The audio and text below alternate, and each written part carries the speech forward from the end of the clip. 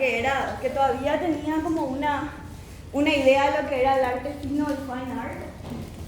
También es importante entender que cuando vamos a explicar eso, no es solamente poner el surrealismo era algo que estaba en contra de todo lo que estaba bien en ese momento, ¿verdad? Eso tampoco está bien expresado. ¿Qué era? ¿Contra qué exactamente era que se revelaba? Si realmente se estaba revelando, ¿verdad? También muchos hablaron de que el principal objetivo del surrealismo era causar una impresión, un shock o algo así, ¿verdad? Esa en realidad era algo de los Dada, no de los surrealistas. El principal objetivo de los surrealistas era explorar el inconsciente, ¿sí? Y lo que el inconsciente podía causar o crear en el arte o con el arte o para el arte, ¿verdad? Ese era el objetivo de los surrealistas. El resultado era el resultado. ¿Tuviera sentido o no? Genial, ¿verdad? De por ahí tenemos algunos que buscaban más el shock que otros, ¿sí? Pero el principal objetivo no era el shock, ¿sí? El principal objetivo era la exploración de ese subconsciente a través de todo lo que los dadaístas hacían. Sí, eso creo que es muy importante que quede claro. Y también el tema de lo antiproductivo. ¿Qué les parece que podría ser algo antiproductivo? ¿Qué quiere decir antiproductivo? No se podía comercializar, no producía dinero, Sí, podemos hablar de algo así, ¿verdad? Que el principal objetivo no era necesariamente el recaudar dinero, ¿verdad? Sino el crear arte, sí. Pero eso no quiere decir también que ellos no cobraran por sus trabajos, ¿verdad? Que Dalí no haya vendido ninguna sola pintura.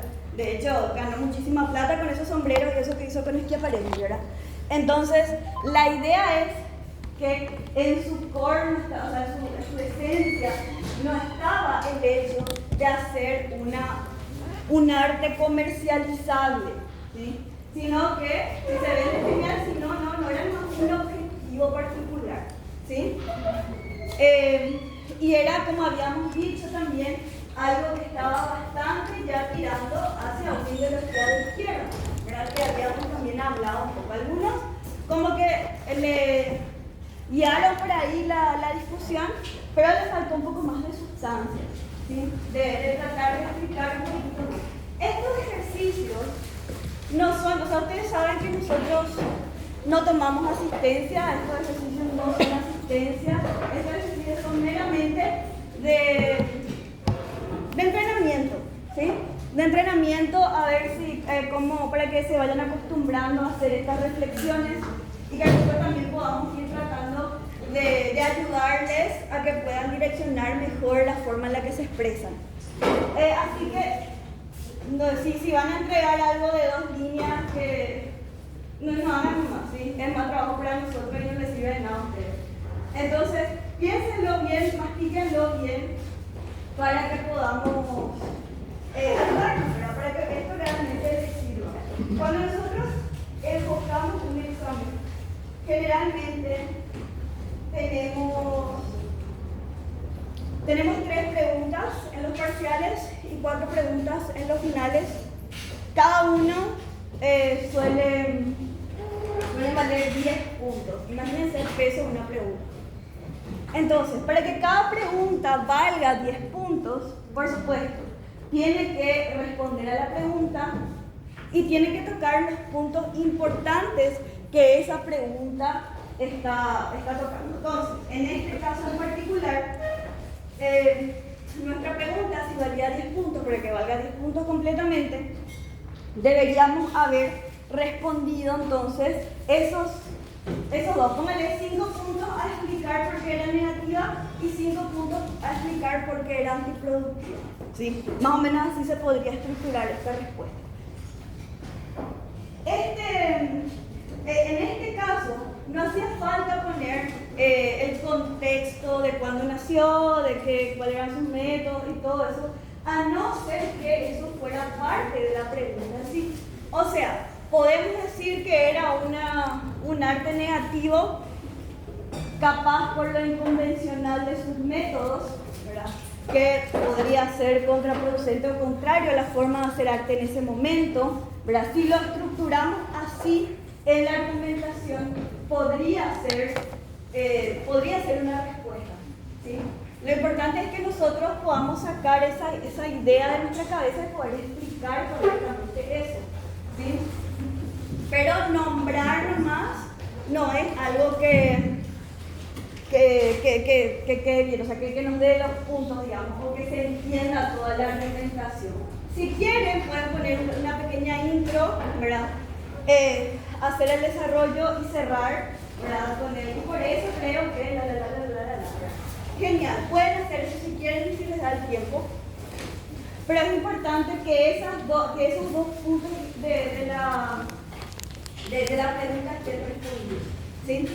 A veces van a hacer preguntas o van a aparecer preguntas que les piden comparar, o sea, dicen, ¿por qué son diferentes tal y tal cosa?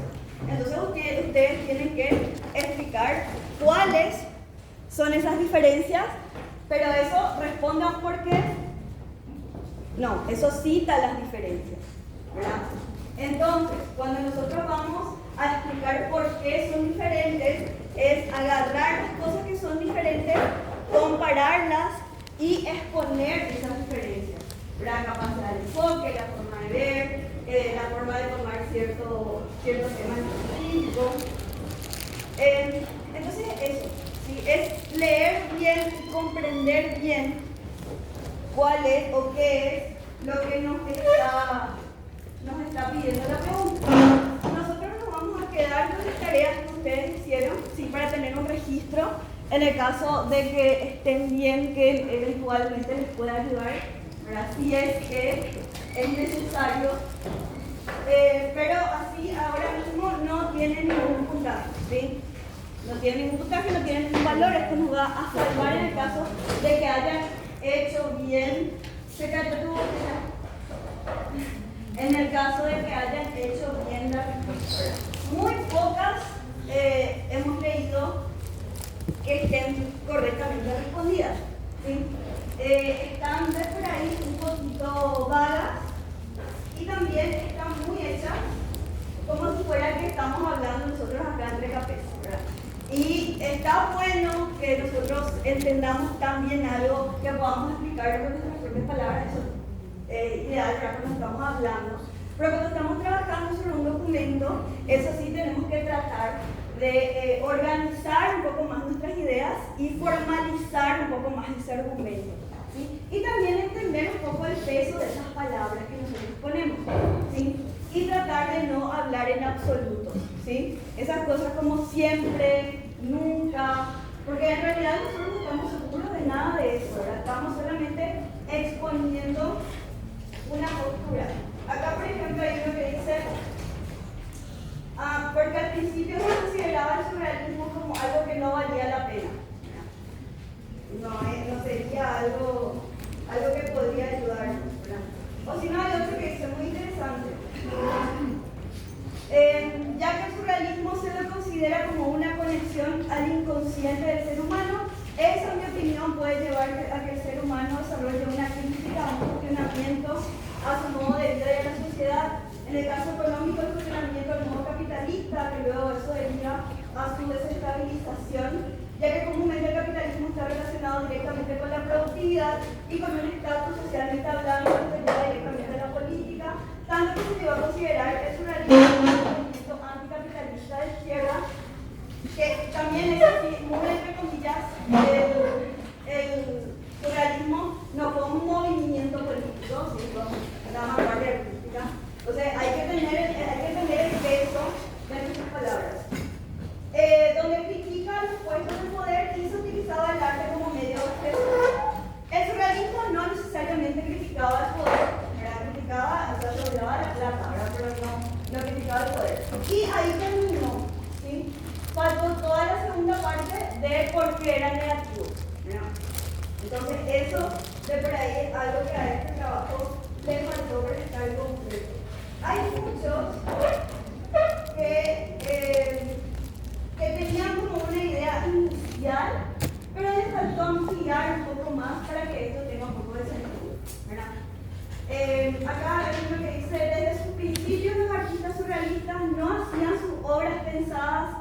capitalizarlas.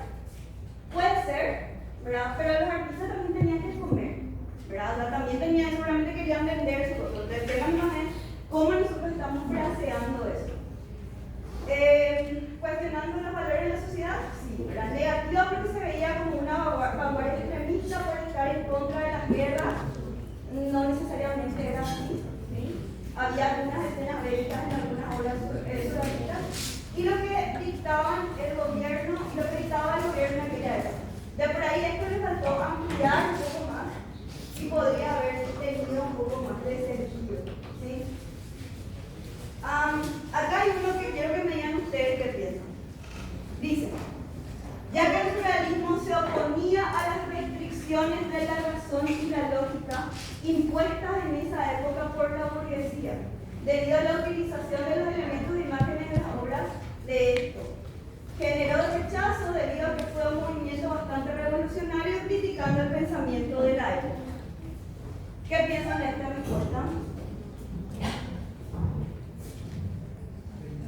¿Está bien? ¿Está mal? ¿Está incompleta? Ok, vamos por partes. ¿El surrealismo se opone a las restricciones de la razón y la lógica? ¿Sí o no? Sí, de cierta manera, ¿verdad? Esas restricciones de la lógica y la razón fueron impuestas por la burguesía. No, ¿verdad? O sea, la razón y la lógica existen desde que nosotros existimos, ¿verdad? Desde el momento en el que el ser humano puede hacer una idea y puede empezar en el mundo del arte, ¿verdad? Empezar a componer visualmente. Entonces la burguesía acá no tenía nada que ver, la burguesía era quien compraba el arte, más o menos en ese momento, ¿verdad? Entonces, otra vez, tener en cuenta el peso de nuestras palabras, ¿verdad? Entender qué es lo que estamos diciendo. Hay muchos acá que escribieron un montón, pero en ningún momento respondieron a la pregunta. O sea, se nota que tomaron muchas notas y que mucho de lo que dijimos en clase pusieron, pero eso no estaba respondiendo a la pregunta, ¿sí? Eso nomás. Acá hay otro. Este está bastante bien, dice. El surrealismo surge como una reacción en contra al racionalismo y al productivismo de la sociedad establecida. Puede ser, ¿verdad? Es una crítica negativa al poder y a la sociedad existente, busca generar una crítica negativa en las personas a través de sus mecanismos surrealistas. Puede ser, estaría bueno ampliar. Dice, es contrario al productivismo y al orden establecido. Pretende ser una vanguardia revolucionaria que se opone a las normas y convenciones de la época. Utiliza mecanismos como el azar, el automatismo y lo irracional para alejarse de lo racional y lo productivo. Bueno, entonces, esto que dice que es contrario al productivismo y al orden establecido está bien, pero el cómo es lo que hay que responder. ¿Verdad? ¿Cómo y por qué eso era algo antiproductivo? ¿Verdad? El nombrar las palabras nomás no está realmente respondiendo la pregunta. Entonces, es un poquitito leer bien, entender si nos pregunta por qué, si nos pregunta para qué, si nos pregunta cómo y todo eso, para que todo eso tenga sentido, ¿sí? Bueno, ¿ustedes qué tal creen que les fue de acuerdo a lo que estamos hablando ahora? ¿Bien, mal, más o menos? ¿Con ganas de rehacer? ¿De repensar? Es importante que a partir de ahora vayan entendiendo un poco cuál es el proceso de responder estas preguntas para poder encarar bien lo que va a ser, lo que van a hacer los exámenes, ¿sí? Y también mover un poco el tema de la reflexión, que es algo que nosotros queremos un poco mover en ustedes. Para eso va a ser importante que si pueden ya traer algo leído, ¿sabes? Ustedes ya tienen el cronograma de clases, ya está en la plataforma, entonces pueden ya saber qué más o menos se va a tratar, o un ratito en el celular leer un poquitito para poder estar un poquito más preparados, ¿verdad? Y también aliviar un poco el peso de lo que va a ser cuando tengan que enfrentarse al parcial. Porque nuestro libro, como saben, es denso, es pesado y si no empiezan a leer ahora, les va a costar bastante. ¿Sí? Se les va a juntar todo y toda esa información que va a ser un en su cabeza y después les va a ser muy difícil enfrentar el parcial.